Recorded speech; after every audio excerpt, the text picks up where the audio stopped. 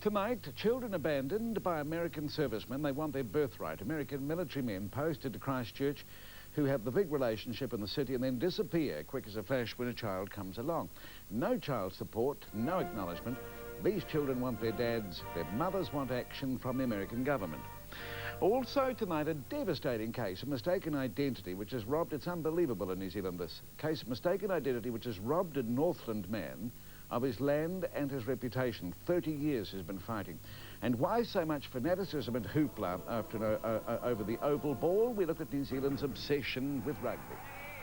Nowadays we consistently want more and more and more from our All Blacks, and that creates a tremendous pressure on them, especially with things like the World Cup now coming up every 4 years.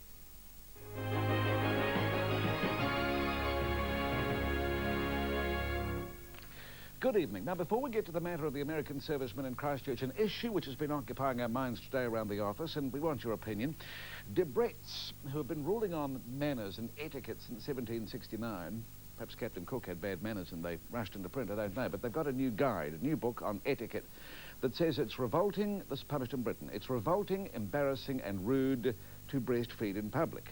They say it's very bad manners to expel any liquid from any orifice in public, and breastfeeding is no different. That's what they're saying, Debrett's Guide to Etiquette. So what do you think? Because we've discussed this, you know, for years. 0900 20 300 for yes, it is rude to breastfeed in public, and 0900 20 400 for no, it is not. Calls cost $1. Ask whoever's paying the bills first. We'll have the results at the end of the program. Now, a group of Christchurch mothers and children are appealing to the American government for help. And these are the children of American servicemen who served in the city with Operation Deep Freeze. The servicemen had the big romance. When it came time for them to go home, off they went, and the children fathered while they were here in Christchurch were forgotten. They've been denied full financial support, emotional support, and in some cases the servicemen have denied acknowledgement that they're even the father. And this has been happening for years. It is still happening. The abandoned children we're talking about here range in age from just 7 months to adults in their mid-30s. And over the years, these New Zealand families have been frustrated by red tape and bureaucracy in their aspirations, and now around a dozen abandoned mothers and children have banded together to appeal to United States authorities for help. Until now, the mothers have been reluctant to speak, but tonight, for the first time, they do so. John Selwood in Christchurch. 16-year-old Jasmine wears her American heritage with pride. But an orange sweatshirt and American flag is small compensation for a missing father and for her, a missing identity. To Brent, Dad, hello, how are you? Well, where should I start? This letter could go on for 16 years, but it won't. If you're wondering who I am, it's your long-lost daughter, Jasmine. Sabrina, my mum, and I have been trying to get in touch with you for years. Jasmine is one of more than a dozen Kiwis trying desperately to contact their American dads. She and her mother Sabrina are part of a new pressure group trying to lobby US authorities here in New Zealand for help. She wants to find her father, and I think that the American embassy should help. You know, so far they've done nothing but hinder, not so much the embassy, but the military system and the US government. You know, instead of helping, they've actually tried to hinder us by passing us from one address to another address to another address. For 35 years, US military personnel have been based in Christchurch as part of America's Antarctic Support Program. Up until recently, operations here were run by the American Navy. They've now been replaced by the US Air Force. Harewood is advanced headquarters for the ICE, where... Along the way, close relationships have been formed, not only with New Zealand military and scientists, but also with the public. Downtown coffee bars and American clubs on station entertain servicemen and scientists on what will be their last night in Christchurch. But for many of the locals who fell in love with US servicemen, it's been a bitter experience. They and their children abandoned by their US partners. We'll run to the stars, stars will be apart. We'll run to the moon. 24-year-old Solon is a promising local boxer and one of those abandoned at birth. He had a 2-year relationship with my mother, sort of led her on, got her hopes up that, you know, he was going to be the man for her sort of thing, and Then when I was born, he denied me, and my mother took him to court. In both Solon and Jasmine's case, a New Zealand court has ruled on the issue of paternity, identifying the US servicemen involved. The trouble is, those documents are not recognised in the United States. The US Navy can come over here and have kids and take off back to the safety of the United States, knowing that they have no responsibilities according to the US. Jasmine's father arrived here in New Zealand back in 1983. He actually made headline news after being injured while serving aboard the US Coast Guard icebreaker Glacier. Sometimes I just think that he doesn't care, but I don't actually know that for a fact, so yeah. I feel like I've just been left here with my mum. I mean, what's really important to you, Jasmine? Is it about getting citizenship? Is it an issue of money? Or is it because you really want to meet your dad? Well, I would like citizenship when I'm older, but I think it's like having the right to know my dad. And, yeah, to know who I am. Over the years, Jasmine's mother says she's done everything possible to track down her former partner, Jasmine's father. She's even managed to get his social security number. I actually spoke to one lady in Washington, some military locator number, I can't remember at the moment, but she actually said to me when I gave her all the information, she said, yes, I know where he is right now, but I can't tell you. It's a privacy issue, a military issue, no information. But they were prepared to forward a letter to his last known military address, now 13 years out of date. It's a frustration shared by others. Young Gabriel, Ankeziah's father, has signed a number of documents acknowledging these children are his. You've got the Social Security card application form signed by him, his Social Security number. You've got a US citizenship application signed by him saying, I'm dad. Why isn't that enough? Because I needed a copy of his birth certificate. Okay, you got a copy of the birth certificate. Right. But why isn't that good enough? Because it's not an original copy. So you need the original copy. Why can't you get the original copy? Because I can't get it. He's got to send it to me. And he won't send it to you? He won't send it to me. Okay. The children are left with no citizenship rights, and Dad's under no responsibility to pay child support. The matter could be fought in a US court, but the family doesn't have the money to pay. The issue of US military personnel fathering children and then abandoning their families is nothing new. It's highlighted by the plight of the Amerasians, Asian children fathered by US servicemen in countries like the Philippines and Vietnam. In fact, it's even been the subject of classical composers. For example, the opera Madame Butterfly. An estimated 125,000 Amerasian children were left in Asia at the end of the Vietnam War. Since then, some 70,000 have been admitted to the States, but only those who can prove their fathers were American. The United States and Operation Deep Freeze have had a presence here for more than 3 decades, but it appears there are still no formal procedures or agreements on how to handle such issues here in New Zealand. According to Tiari, who's made several trips to the Christchurch base for help, the military attitude seems to be one of avoidance and delay. She says her partner was sent home last year, despite the military being aware of the unresolved paternity issue. Every time, basically, we were just given the runaround. Or they did promise they would help, and then they would say, no, I'm sorry, we can't help you, or just sort of false promises, really.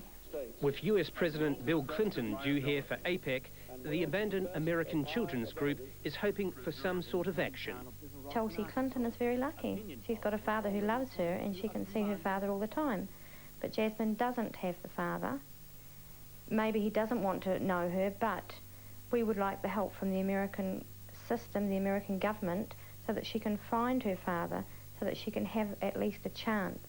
It's not a lot to ask. Someone trying to find a sense of identity, a place in the world, a birthright. Well, with the help of the Christchurch Central MP Tim Barnett, the families are forwarding a letter to the American Embassy this week outlining the assistance they're after. But in the meantime, the American Embassy has given us a statement. The Embassy says, while the Embassy is willing to facilitate communication, paternity and child support issues must be addressed through the New Zealand and United States legal systems. The US Navy has no authority to compel its members to provide financial support for children without a court order. In other words, this is a civil matter, not a military one. Still, raising the awareness is much of the battle. Let's hope so. About 5 minutes left to vote in the old breastfeeding poll. Do you agree with this Debrett's Guide to Etiquette, that it's bad manners? In fact, they say it's terribly rude, don't they? Embarrassing and revolting. They say bad manners to breastfeed in public. So if you want to vote on this, 0920 300 for yes, 0920 400 for no. Calls cost $1, so ask the bill payer first. The results later. Quite a few faxes coming in on breastfeeding and how appalling it is that, you know, that the Debrett's Guide to Etiquette has said this when people have fought for years to breastfeed in public or in private.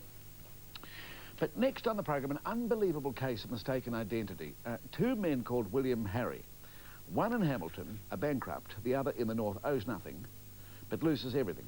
Lost the family land, lost his reputation, even money deducted from his wages because of mistaken identity. Nearly 30 years it's been going on, and he's been fighting to have people believe who he is. His incredible stories next.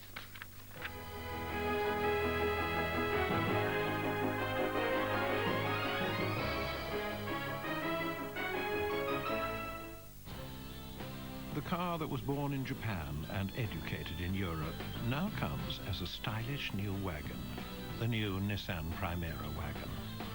Just wait till you drive it.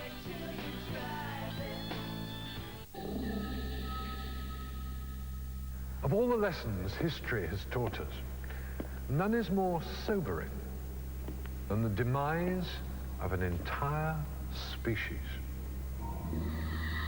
As the new millennium dawns, we find ourselves standing on the edge of a precipice, which, if we continue to ignore the warning signs, will surely prove our undoing. It's a simple, easily grasped concept, yet it remains a fundamental cornerstone of continued human existence on this planet. The message? Anything which does not adapt will not survive. Challenge the old, champion the new, change your thinking.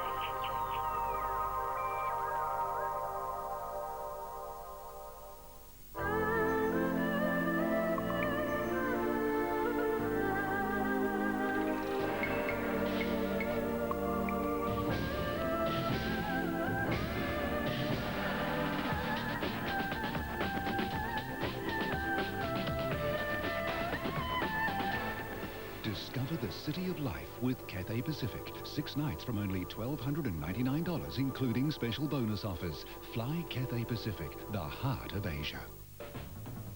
Expect wonders from your skincare? I do. That's why I use new Turning Point Instant Facial from L'Oreal. This is really new, a cream that acts like a facial. The secret, technically speaking, is Turning Point's beta-hydroxy complex. You smooth it on, it exfoliates, replenishes, even helps chase away little lines. All while I'm getting my beauty sleep. You see smooth skin, soft skin, positively glowing skin. New Turning Point Instant Facial. This is skincare from L'Oreal Plenitude. And I'm worth it. You've spent more time off the field than on it. The knee in 94, the collarbone in 96.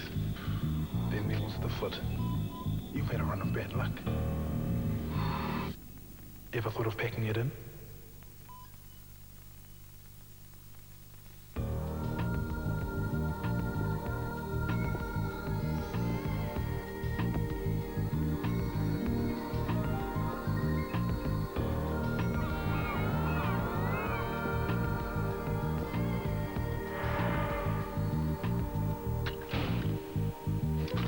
Well, the question for me is, has he still got it in him? Can he go the distance this time? Yes, exactly. Does he still want it badly enough? Does he have the mental stamina, tenacity, intestinal fortitude, perseverance? Well, do you? Thoroughbred Goal Saver from the National Bank, because luck has nothing to do with reaching your goals. Call us now on 0800 22 62 22. TV1 is proud to give you the chance to be a legend in your own lunchtime. Answer a question we'll ask during Legends of the All Blacks, and 2 lucky winners and a friend will share the lunch of a lifetime with All Black legends Grant Fox, Wayne Shelford, Bruce Robertson, Stu Wilson and our own Keith Quinn, and Sky Towers Orbit Restaurant staying at Sky City Hotel. Plus there's weekly chances to win awesome Adidas All Black apparel kits. Call the 0900 number with your answer and watch and win with Legends of the All Blacks tonight on 1. For nearly 30 years, William Harris and his family have been trying to right a terrible wrong. A mistake in identity saw William wrongly bankrupted in 1970 and his ancestral land in Northland taken to cover a debt that was never his. The Maori Land Court has admitted a mistake was made, but says it cannot give William's land back because it's gone. And through all of this, William says he's never received an apology. Now, William's family say their father's been robbed of his land and his standing in the community, while they've suffered humiliation and no longer have a place to call home. Mike McRoberts with this incredible story of the long struggle of William Harris.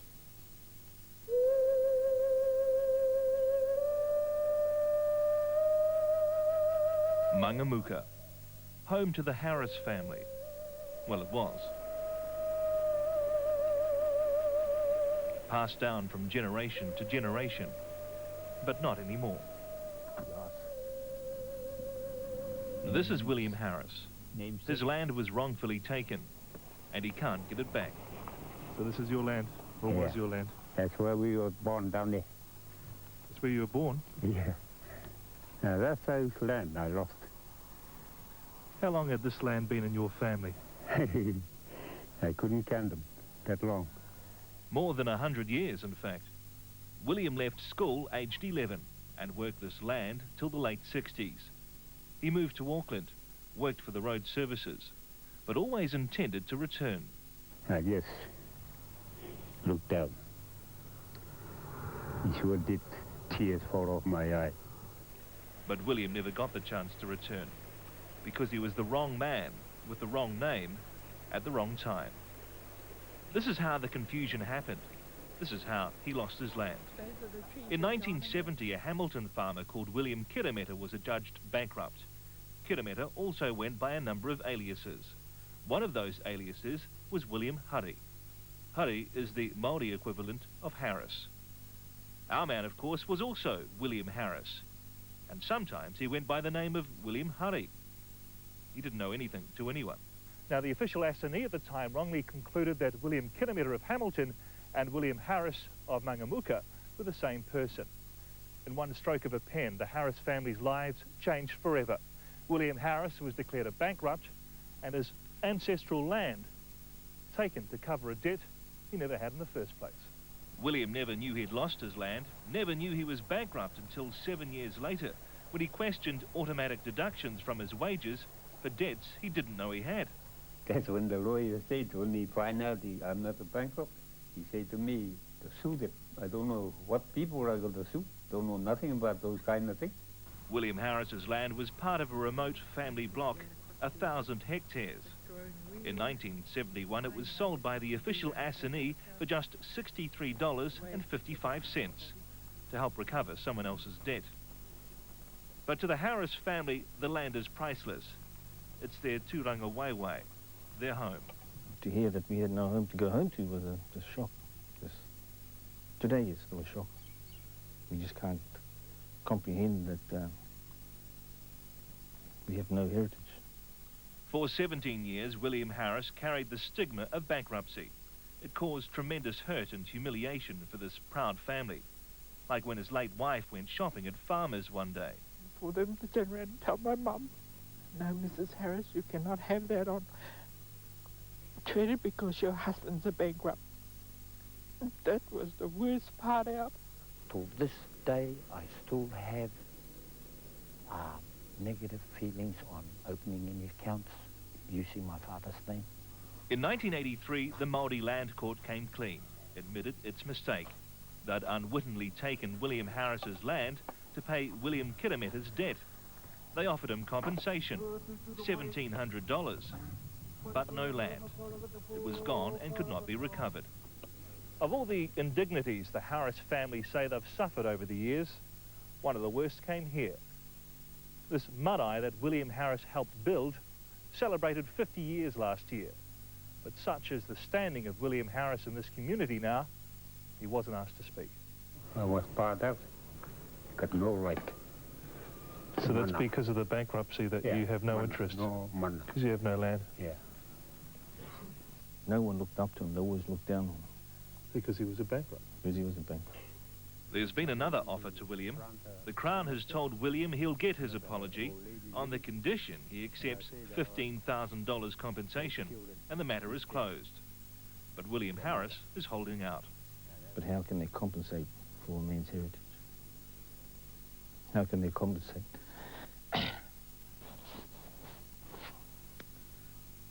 Money could never buy a man's past.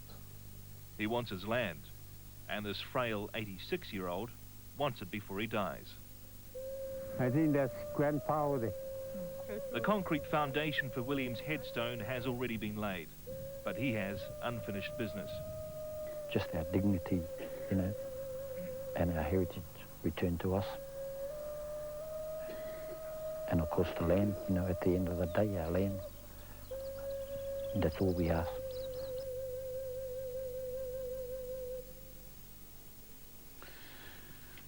That is unspeakable injustice, isn't it? And you go for it, Mr. Harris, and we'll continue to be watching. Tomorrow, Tohenere, Doug Graham, or Sir Douglas Graham, and Georgina Te Hoho are meeting in Wellington to try and get some resolution to the issue. So we'll keep a watch on that too. Still to come, the power and the depth of rugby in the New Zealand psyche. If we're winning, we're happy. If we lose, we tend to be miserable. Remember the 1995 World Cup final. The obsession of rugby, the big Rugby Legends program coming. We talk about this in a couple of minutes.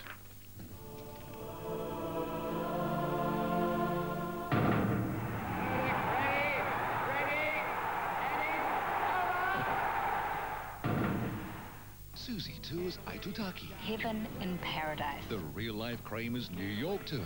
On the show, it's called Monks. In real life, it's called Palms, and it's owned by a guy named Pete, so go figure. Go figure. And a culinary tour of Copenhagen. Here, they call this Vienna bread. In Vienna, they call this a Danish. Go figure. And it's goodbye to a much-loved figure. I've been polishing the silver all week. I've had my hair and nails done. I'm wearing all my best pearls to end the series in style. The season finale of Real Food for Real People, Tuesday on 1.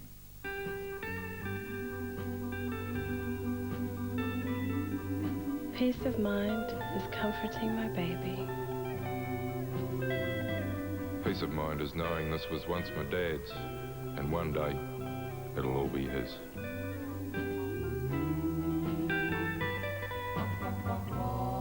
Peace of mind, it's something I'd never be without.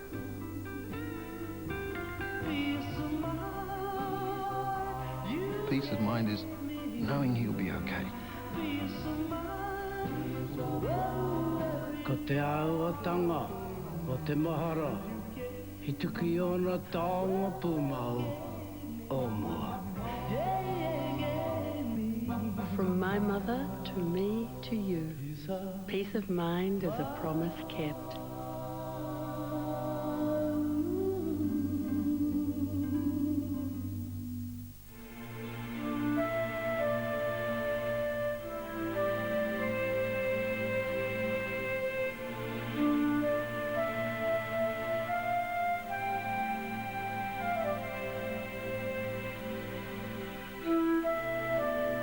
For 1 in 3 New Zealanders, cancer isn't this easy to ignore. Support the Cancer Society on Daffodil Day. With your help, there's hope. You know the feeling when you use your tissues again and again. Introducing Kleenex enriched with aloe vera and now with vitamin E. Kleenex. It's pure heaven on a sore red nose. Blow after blow after blow. Nothing relieves a sore red nose like Kleenex soothing aloe vera with vitamin E. Acclaimed and loved throughout the world, this is the story of Jim Reeves. Stepping into my shoes, adios amigo. By arrangement with Jim Reeves Enterprises and featuring exclusive archival footage, John Grinnell stars in Welcome to My World. Book now for the musical tribute to gentleman Jim Reeves. They call it the spice of life. To us, it's more important than being bigger or having the most shops. Who are we? The Bush Inn Shopping Centre. More than you'd expect. Take a kid to footy for just $20 and get 2 stand tickets at Jade Stadium, a free kids footy pack, plus you're in to win an awesome bike at every game. So come on, take a kid to footy. On sale now. Yes, the All Blacks. When the All Blacks are winning, New Zealand's a very happy place to live. When they're losing, we're negative, aren't we? Politicians probably dread rugby losses. Anyway, tonight starts this new series to celebrate our obsession with rugby. It's Keith Quinn's Legends of the All Blacks, which traces the history of our most successful sports team. Here's Tony Veach with a look at it.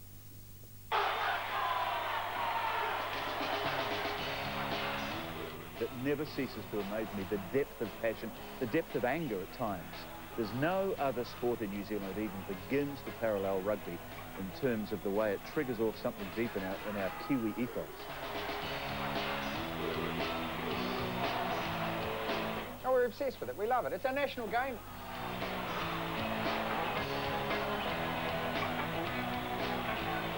This is one of the very main things that New Zealand can show the world that we're very good at. New Zealand's rugby heartland, a wet and muddied west coast. It's venues like this where the All Blacks cement their place in the national psyche, where the fans live and breathe their successes, their failures.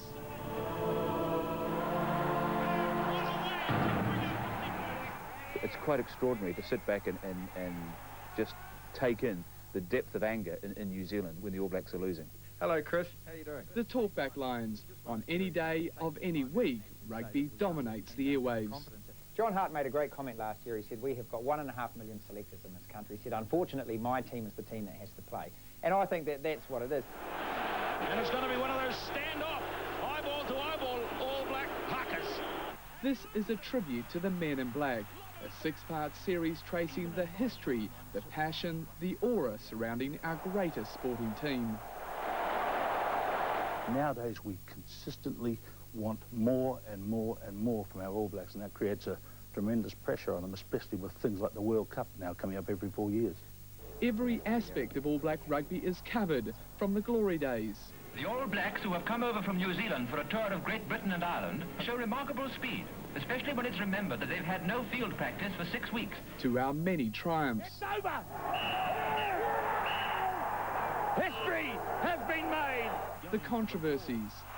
But here was the great Colin Meads being sent off for the crime of kicking a player on the ground.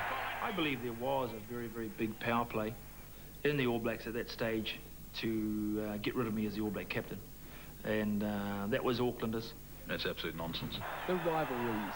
In '89, Phil Kearns came along.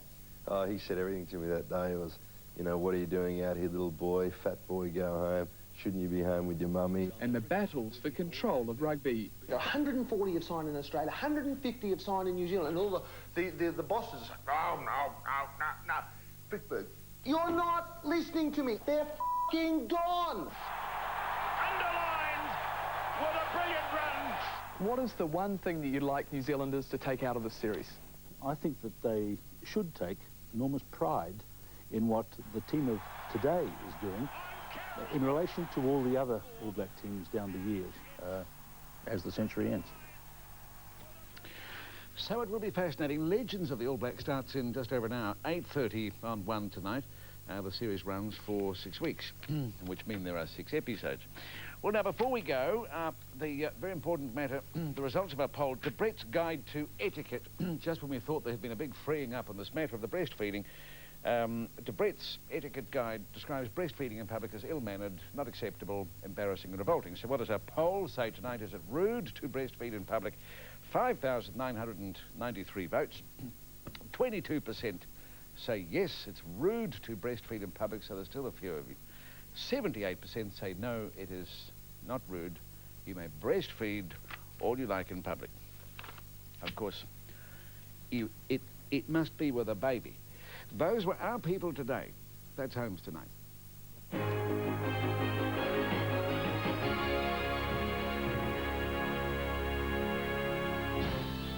Holmes, proudly presented by the Nissan Primera.